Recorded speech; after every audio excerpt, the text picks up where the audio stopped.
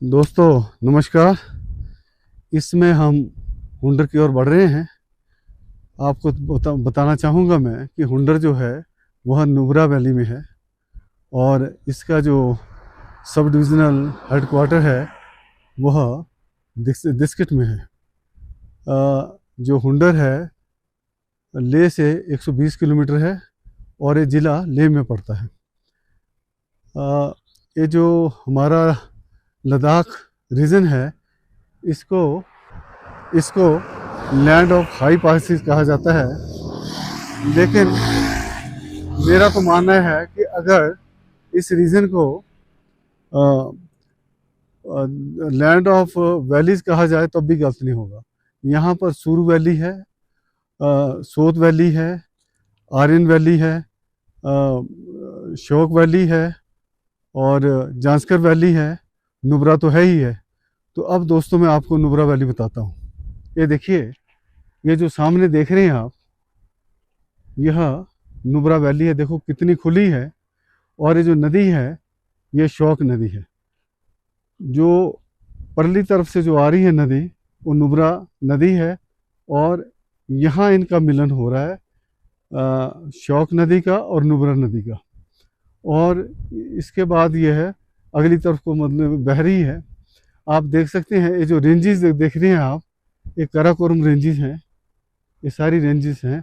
और जो पिछली तरफ जो रेंजेस हैं, ये जो बताइए मेरा कैमरा में पिछली तरफ बताइए, ये लद्दाख रेंजेस हैं। और ये जो आप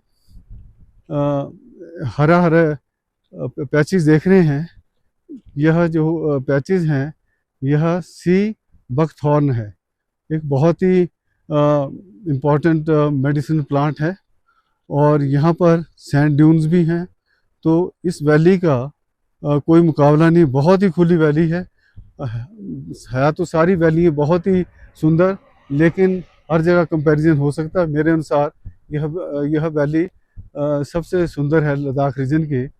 और इसके बाद जो मेरे सहयोगी हैं आदित्य सिंह जसवाल, वह आपको आगे विस्तृत जानकारी देंगे नुब्रा वैली की। धन्यवाद। तो जी हाँ देवी और सज्जनों, जिस प्रकार मेरे सहयोगी ने बताया कि इस वक्त हम नुब्रा वैली में हैं, तो ये अब आप देख सकते हैं ये सारी पहाड़ियाँ, ये काराकोरम रेंज है, लगभग 500 किलोमीटर लंबी, पाकिस्तान ऑक्युपाइड जम्मू कश्मीर से आती है। और ये यहाँ भारत में इस समय ये शौक घाटी है। ये शौक रिवर के इसको शौक घाटी कहा जाता है। और काराकोरम रेंजेस इस तरफ बढ़ती हुई राइट अप टू गलवान, जहाँ उम्मीद करता हूँ आप 2020 का जो गलवान का हादसा हुआ था उस बारे में आप लोगों को संज्ञान हो, तो ये वहाँ तक एक्सटेंड करती है।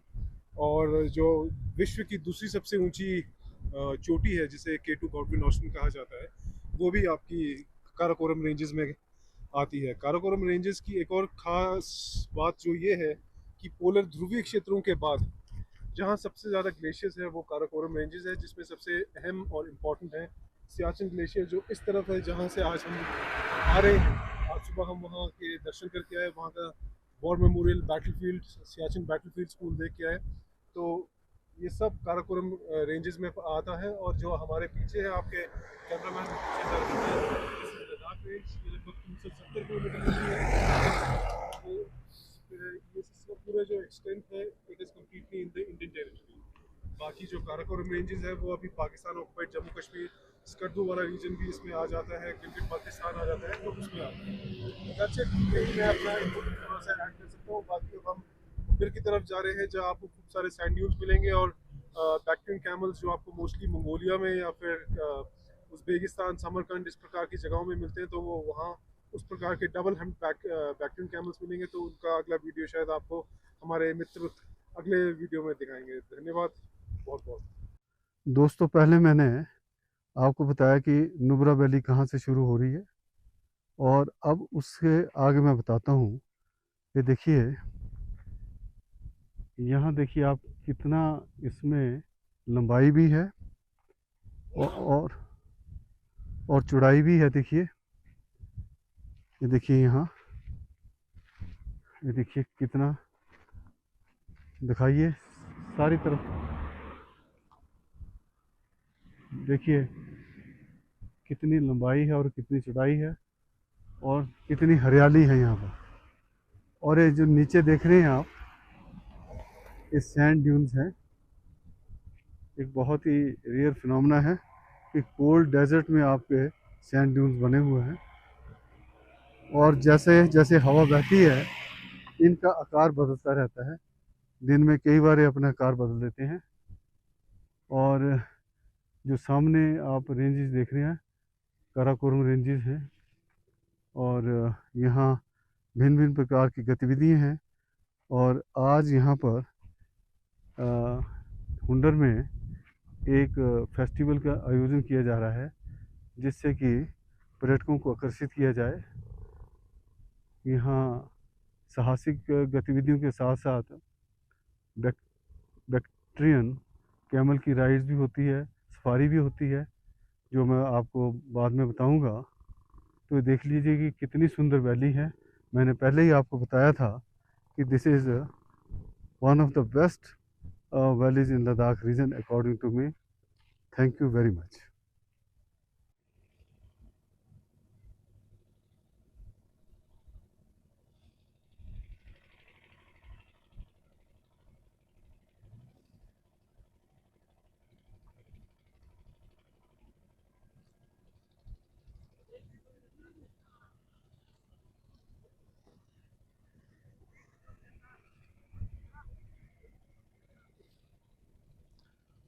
दोस्तों नमस्कार। संध्या का समय, इसमें हम नुब्रा वैली के सबसे प्रसिद्ध स्थान हुंडर में हैं। आप जानते हैं कि जो हुंडर है वो अपने सैंड ड्यून्स के लिए बहुत प्रसिद्ध है। यह कोल्ड डेजर्ट है, और यहाँ पर आप देख सकते हैं कितनी रेत है। दिखाइए आप इनको, रेत बताइए, सैंड ड्यून्स बताइए। और जैसे जैसे समय दिन बीतता है तो यह अपना आकार बदलते रहते हैं, क्योंकि कभी हवा तेज़ होती है, कभी कम होती है। और बहुत ही सुंदर दृश्य यह हमारे को देते हैं। और अब जो मैं आपको दिखाने जा रहा हूँ, ये देखिए, ये जो ग्रीन ग्रीन प्लांट हैं सी बकथॉर्न के हैं। और ये जो प्लांट्स हैं इनकी मेडिसिनल वैल्यू बहुत है। इनको संजीवनी से भी कंपेयर किया गया है। इनके जो लीव्स हैं उसको बतौर चाय के तौर पर यूज़ किया जाता है, और जो इसका फ्रूट है उससे जूस निकलता है, जो कि बहुत ही गुणकारी है। उस जूस में विटामिन B4, B6, B12 मिलता है, और इस कारण से इसकी उपयोगिता बहुत ही ज़्यादा है। आप देख सकते हैं कि आज यहाँ पर सैंड ड्यून फेस्टिवल भी चला हुआ है, ये देखिए। तो इस फेस्टिवल का मेन उद्देश्य है पर्यटकों को आकर्षित करना। और इस जो हुंडर है इसमें सबसे ज़्यादा टूरिस्ट आते हैं। और यहाँ की एक और जो आकर्षण है वो बैक्टीरियन कैमल है, और लोग उसकी राइड करते हैं, सफारी करते हैं। तो थोड़ी देर में जब हम वहाँ जाएंगे तो आपको बैक्टीरियन कैमल के बारे में बताएंगे। अब विस्तृत जानकारी के लिए मैं अपने सहयोगी आदित्य सिंह से निवेदन करूंगा कि आपको और विस्तृत जानकारी दें। धन्यवाद। तो जैसे मेरे अभी सहयोगी कह रहे थे, आपको सी बकथॉर्न के बारे में बता रहे थे, तो सबसे पहले मैं आपको ये बताना चाहूँगा कि सी बकथॉर्न को हम हिंदी में छरमा कहते हैं। कुछ एक चीज़ें मेरे सहयोगी मिस कर गए।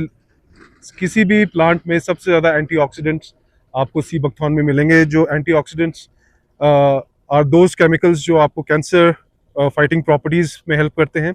साथ ही साथ पूरे लद्दाख रीजन में ये सिर्फ इसी ही एक छोटी सी बेल्ट में पाए जाते हैं, सी बकथॉर्न, या जिसे हम हिंदी में छरमा कहते हैं।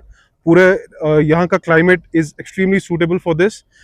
ऑल्टीट्यूड 10-11 हज़ार का है, गर्मी ज़्यादा होती है तो, और थोड़ा सैंडी, जहाँ यहाँ का जो सॉइल स्ट्रक्चर है वो थोड़ा सैंडी है, रेतीला है, तो शायद ये यहाँ के लिए परफेक्टली सूटेबल है।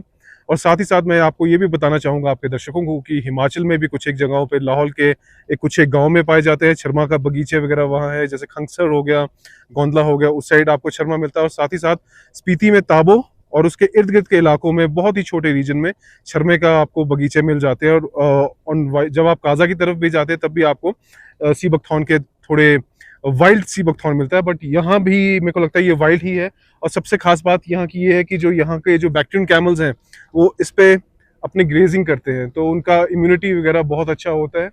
तो बस मैं यही ऐड करना चाहूँगा कि आप भी आइए यहाँ नुब्रा वैली में। It is one of the finest places that you can visit in India. आपको हर चीज़ मिलती है, देखिए पहाड़ भी मिल रहे हैं, रेत भी मिल रही है एकदम, जो सैंड ड्यून्स का स्ट्रक्चर है वो भी ऐसा है जैसे आप यहाँ अरेबिया में पहुँच, अरेबिया वाला तो नहीं है, मैं इसको कंजेक्चर कर सकता, तो राजस्थान वाले जो आपके बरखान ड्यून्स होते हैं उसके साथ ज़रूर बोल सकता हूँ। तो इसी के साथ मैं अपना विराम करता हूँ। धन्यवाद। तो दोस्तों, जैसे मेरे सहयोगी ने बताया कि इन जो प्लांट्स है क्या उपयोगिता है, एंटीऑक्सीडेंट हैं, और इन्होंने ये भी बताया कि हिमाचल में भी पाए जाते हैं, लाहौल के क्षेत्र में भी बताया, और जो स्पीति एरिया है वहाँ भी ये पाए जाते हैं। तो इनकी जो गुणवत्ता है बहुत अधिक है, और इसी कारण शायद इनको संजीवनी के नाम से भी जाना जाता है, लेह की संजीवनी।